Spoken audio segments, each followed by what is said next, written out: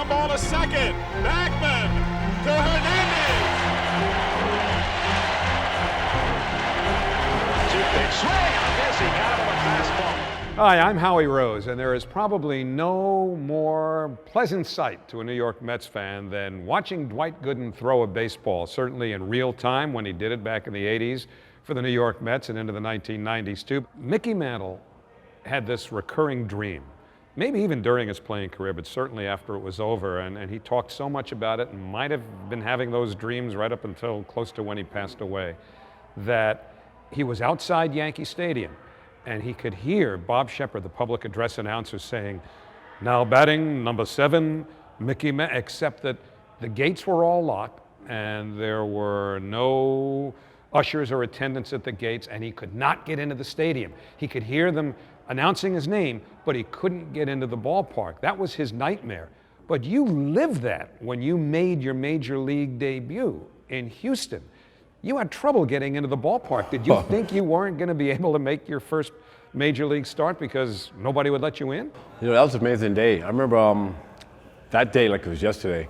The Mets was grateful enough to fly my parents in. And I remember having lunch with my parents. It was a night game, it was in Houston. Having lunch with my parents around 12 o'clock, going back to my room. The bus wasn't leaving for the ballpark till like 5 o'clock. And the adrenaline, the nerves and everything, the anxiety, everything kicking in, and I'm like, man. So I went downstairs to the concierge, asked him, I said, how far is the Astrodome from here? And he told me, I think it was like 3 miles, and I asked him, how do I get there? He told me, so I walked to the ballpark, first time getting to the Astrodome, didn't know how to get in, climbed the 8-foot fence, and the security guard saw me. So you literally climbed the fence? Yes, I had no idea how to get into the ballpark. About to make your major league debut, yes. And you're climbing fences. Climbing the fence, Okay. 19 years old, and obviously you see the Astrodome, and I don't know how to get in, so I climbed the fence. Security guard sees me, comes over, goes, son, what are you doing? I said, I'm pitching tonight. He goes, sure you are. Let me see some ID. So I showed him my license, and he, called upstairs.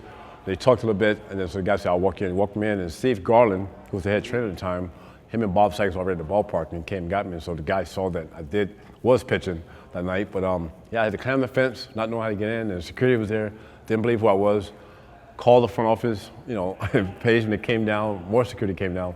So I got in the ballpark, and luckily Steve Garland and those guys were there because they didn't believe me. And that's how it started. Fastball struck him out. So Dwight Gooden gets his first major league strikeout. Well, it worked out well against the Houston Astros, and obviously everything that followed that led to a just fabulous career with the Mets. And you touched a moment ago on your father, who was at the game in Houston that night. He was a guy who really learned about pitching. What kind of de facto coach was he, even during your major league career? He was incredible. I wish I would have asked him before he passed away was where did he get his baseball knowledge from, because I remember him coming home one day. I was playing Little League baseball. I started at 7 years old in Tampa, and he asked me how much you like baseball. I said, I love baseball. He goes, well, how much? I said, one day I want to be on TV. He said, well, you got to really work at it. You got to work. He said, what I'm going to do, when I come home from work, we'll go to the park and we'll work on some things. So at that time, I'm about 9 or 10 years old. And so when he would come home from work, he said, you want to go to the park? I said, yes. So I'm looking for my glove, my ball and stuff. He goes, you don't need none of that stuff. So we'll go to the park without any baseball equipment. So it wasn't fun because as a kid, you want to hit, you want to throw, different things. But he would basically train me about mechanics. Somehow he knew I was going to be a pitcher, and Gary Sheffield, my nephew, we grew up in the same house, and he knew Gary was going to be a hitter.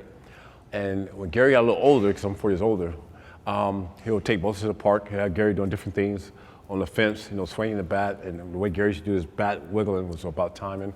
But with me, he'll have me there. It's almost like a scene from The Karate Kid, and I'm not making this up, where he balanced on one leg kind of thing. That's basically where I got my high leg kick from. He had me balanced, and then he talked about when the front foot lands, your arm got to be in a certain throwing position. This would be point one, with point one with the arms, and if it's off, it's not going to be right. So we did all this for like 2 weeks, and I said, Dad, when do I get to the ball? He goes, you got to work your way up to that. So obviously, being the youngest guy, I would tell my mom, I said, well, you got me going to the park, you got me doing all this stuff, I don't really want to do it, I want to throw the ball. And she was like, Dan, my dad's name was Dan. He goes, if you don't want to play ball, you don't have to play ball. He goes, and then he asked me, he goes, you still want to play? I said, yes, but I want to throw the ball. He said, well, you got to work your way up to it. So probably not till I got about 12. Even though I was playing Little League ball, I'll practice with it, but with my dad, we never got the ball for about 2 years of training without the ball. We'd do different things with the arm motion and stuff like that. So finally, when I turned 12, we get there, he goes, okay, here's the ball.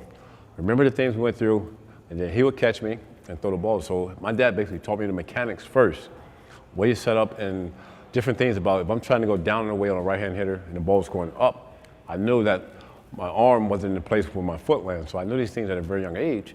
So by the time, obviously, when I got to the majors, 7 years later, I kind of knew what to do. And then plus, he had me, even though he coached softball, he had me on the softball team playing against grown men. So that kind of helped me play with older guys, even though obviously the names on the back of the jerseys was different. But just to have an idea of playing with older guys, I think that definitely helped me. And once I got to the majors, my dad, him and Mel had a good relationship. They talked a lot about my mechanics and what he had worked with me with, and it just translated to Mel even making it even better. Which was pretty interesting because sadly we lost Mel Stottlemyre recently, who valiantly fought cancer for years and years and years. And Mel was really, I guess, a second father to you. The relationship you mentioned just a moment ago between your dad and Mel could have been kind of delicate, because I could see where Mel would have said, hey, look, you know, you got to keep your distance here. This is the major leagues. I can handle this. But what kind of interactions did they have in helping develop you as a pitcher, even at the big league level? I think the one conversation that I remember the first time they actually had a conversation, Mel met him. We had spring training in St. Petersburg before we came to Port St. Lucie. I lived in Tampa at that time, which is only 30 minutes away. My dad was there at all the practices, and him and Mel met each other. But then I remember in the parking lot at Huggins Stengel, was getting ready to get on the bus to go to the airport and open the season in Cincinnati. When I made the team, him and Mel talked a little bit. And my dad had one of these big satellite dishes in his backyard. Back then, cable would get WR. And after every game or pitch, I always had to call my dad first before I talked to the media. And then Mel, he'll ask me, he goes, you talk to your dad, what do you guys talk about? And then my dad would come on, they just talk a little bit. And so some of the same stuff that my dad told Mel that he worked with me with, Mel was on the same page. Mel would ask me, man, where did your dad learn that stuff from? Did your dad ever coach before? I said, no, not that I know of. He just loved baseball and watching. So, but my dad, they never interfered with each other. A lot of times I would tell my dad, this is what we're working on, me and Mel. He never said, work on this or work on that. We'll basically just go over the game. If there's a certain situation where he thought I probably should have went with a curveball, and I didn't or something like that, he would talk about it. But it never, Mel never went into it. Like you said, Mel could easily say, hey, you know, I'm a big league coach. He could have easily said that, but he never interfered with anything. So it was a good teamwork. And I was lucky enough to work with Mel later in my career, obviously with the Yankees. My dad had passed away, and so Mel was the guy. And then even off the field, being away from home, as you mentioned, my second father, Mel was great. He'll come by my room sometime on the road, or he'll call me and say, hey, how you doing? Are you feeling homesick or anything like that? And he can talk to me about anything you want.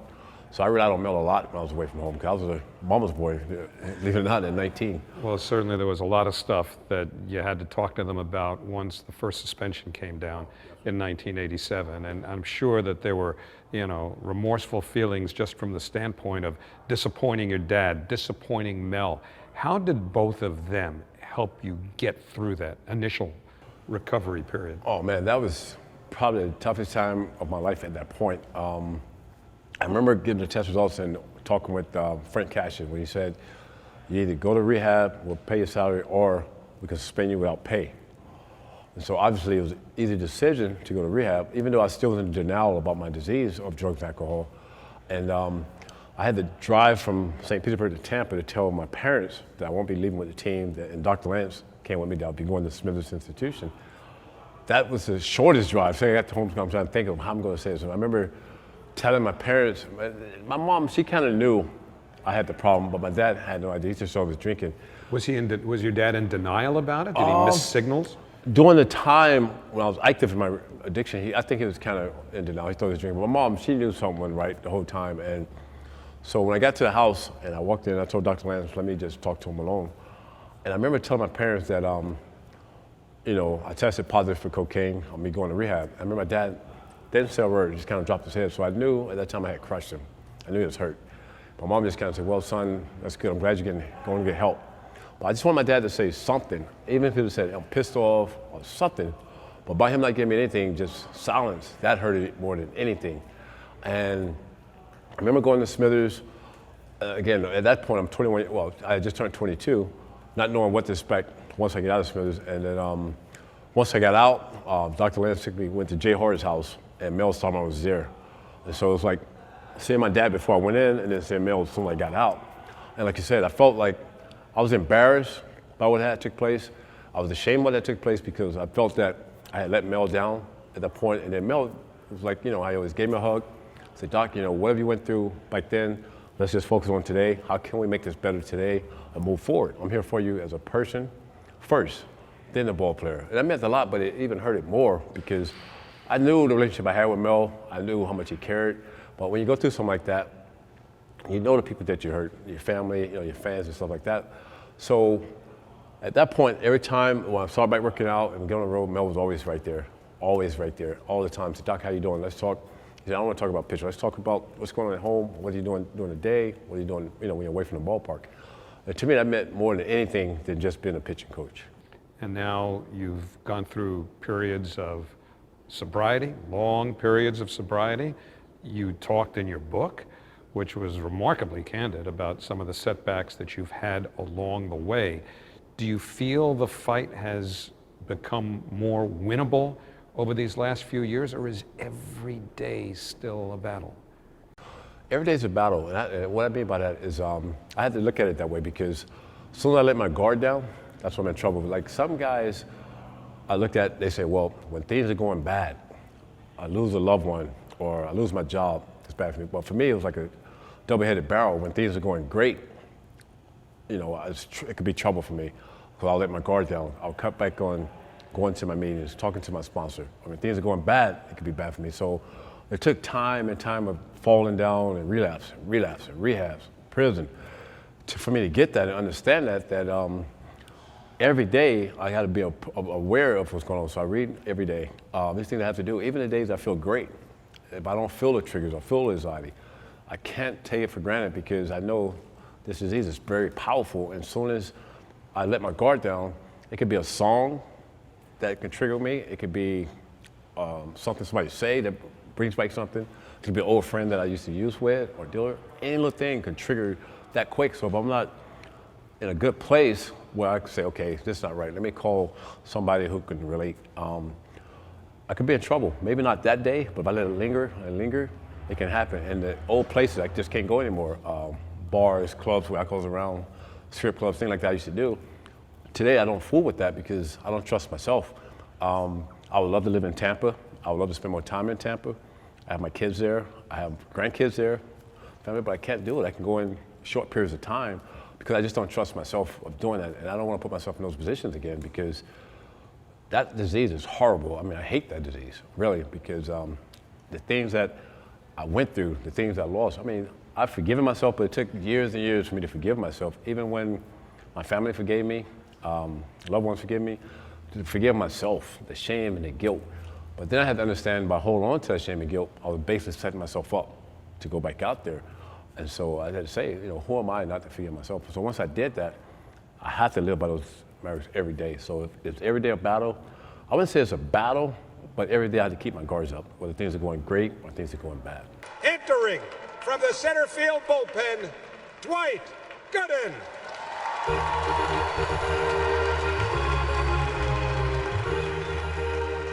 I will never forget the day that you were inducted into the Mets Hall of Fame.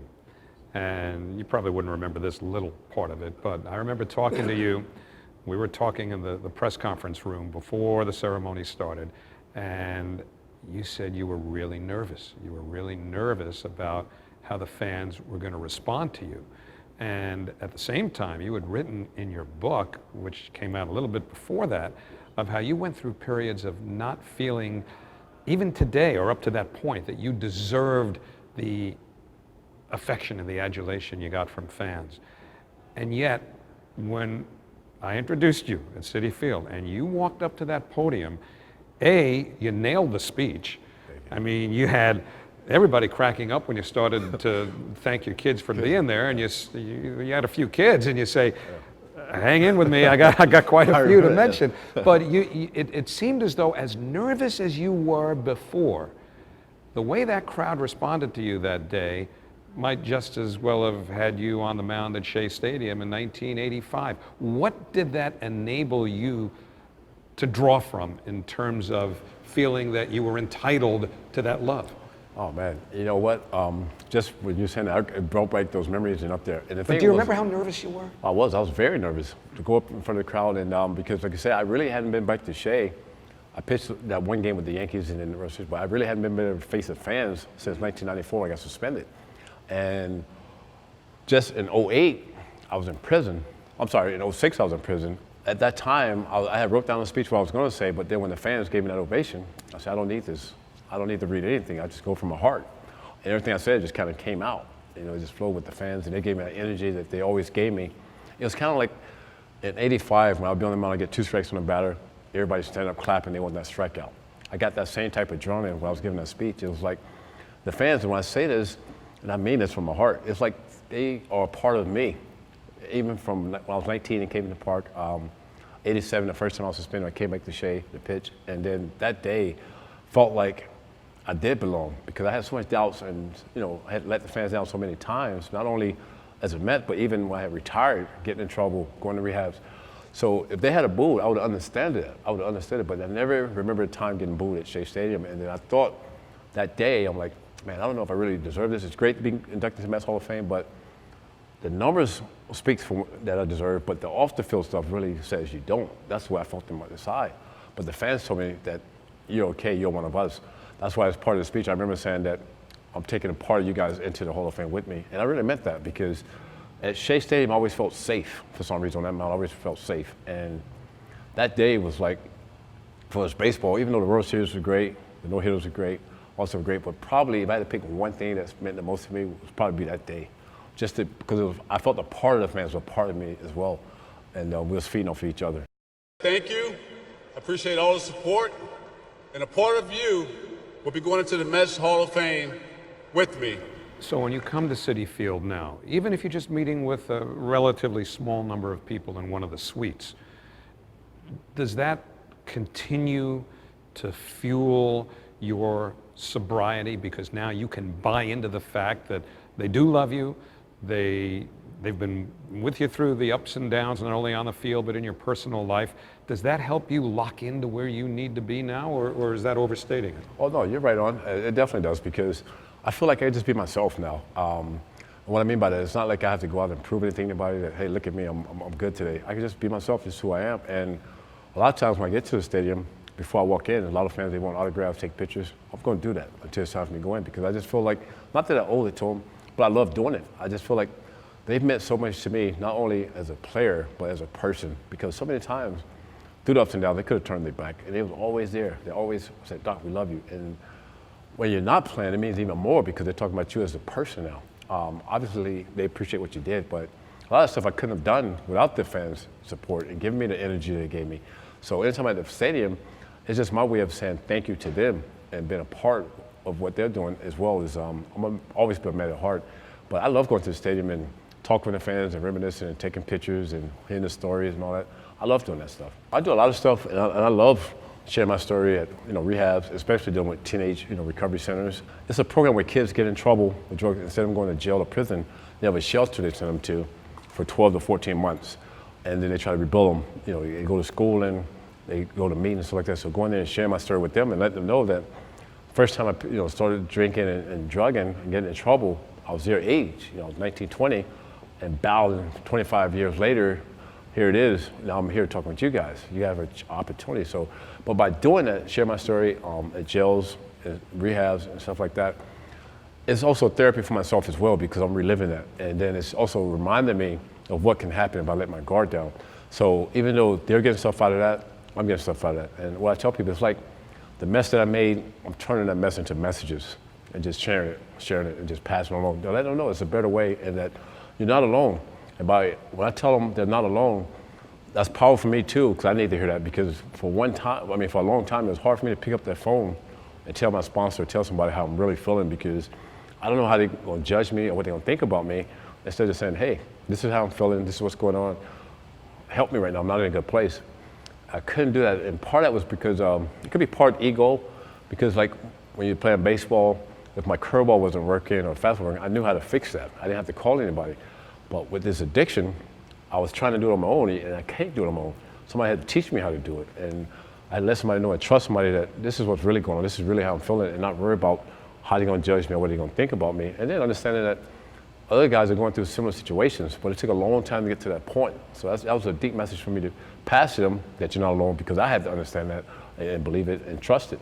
So Doc, when you talk about it meaning recovery, an ongoing process really for the rest of your life, you mentioned those phone calls you'd have to make to a sponsor at times.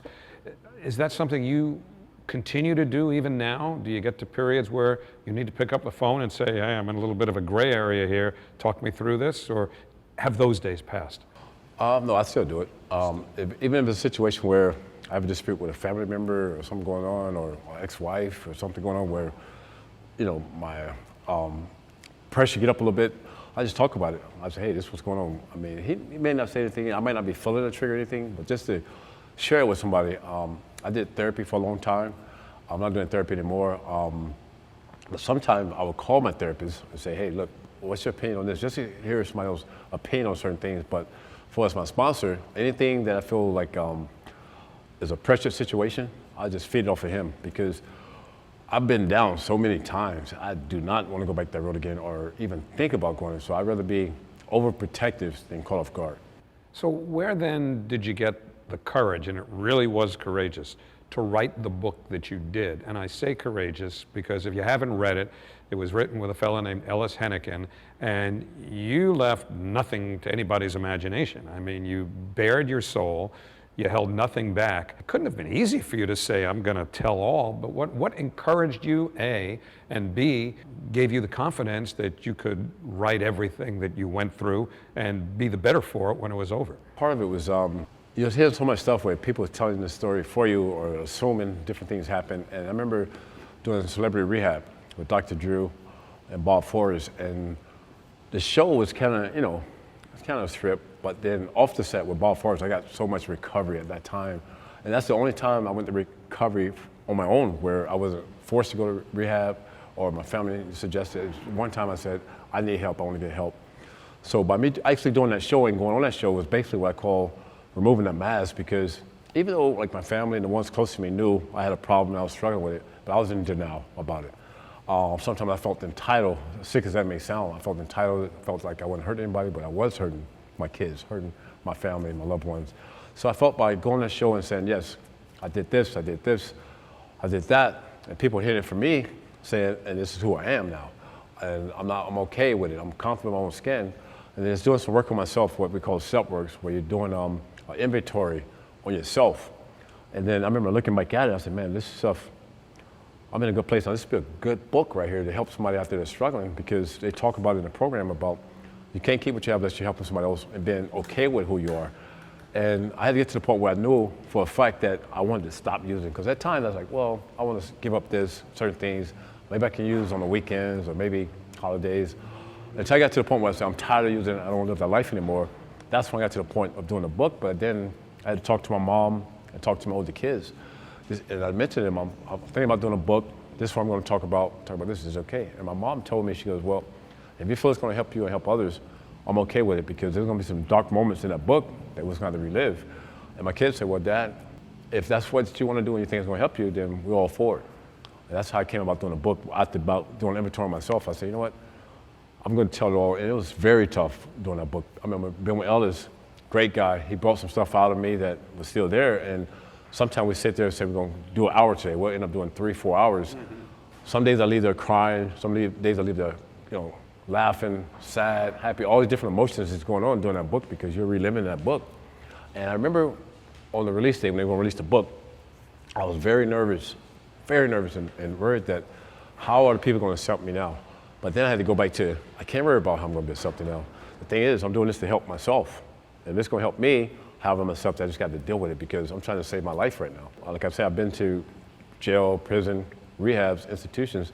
The only thing that was left was the cemetery. If I'm not ready to go there, this is what I have to do, and this is who I am. So I'm okay with that, because I'm not living that life anymore today. Do you remember, and I don't know that you possibly could, maybe there was one pitch even that kind of made it crystallize, but do you recall when you felt you had gone from being a terrific young pitcher to a phenomenon?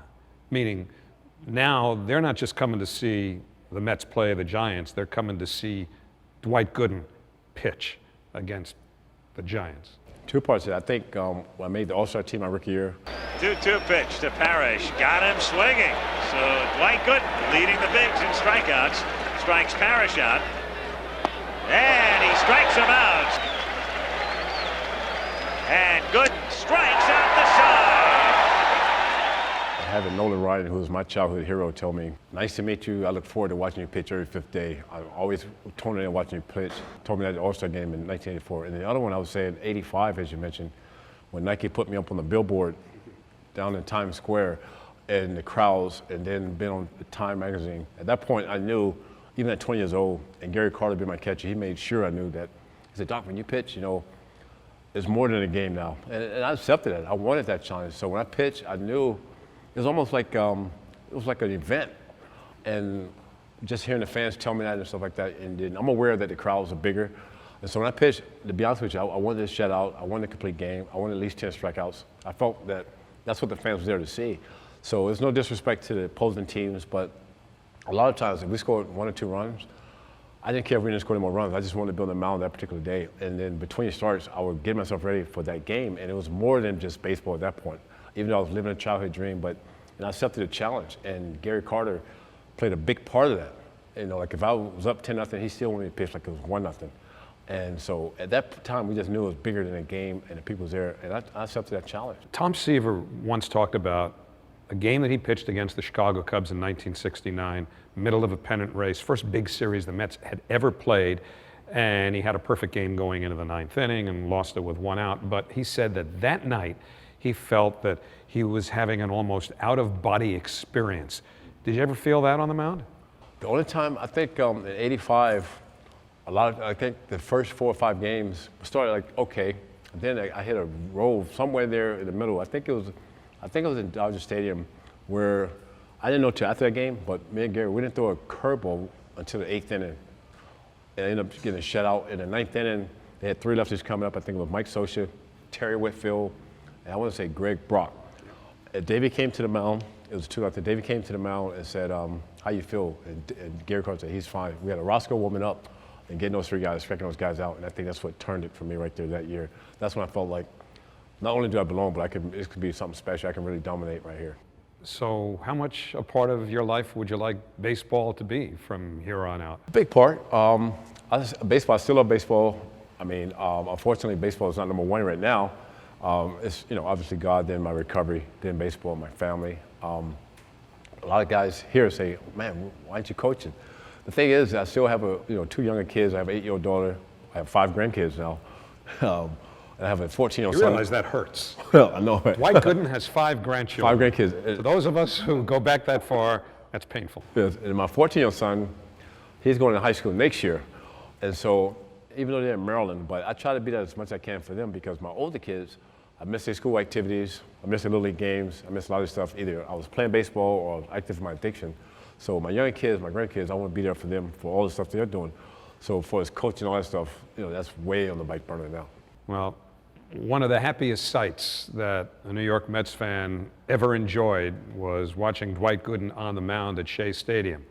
I would submit that to look at Doc today and see how healthy, how happy, how comfortable with himself that he is every bit as rewarding to Mets fans as what they saw you do on the mound. I'm so happy that you're in the place you're in right now, and I hope you stay there forever. Thank you. It's always good to see you, Howard. And those words means a lot because we go way back. Thanks so much for the time. My pleasure. Thank you too, buddy.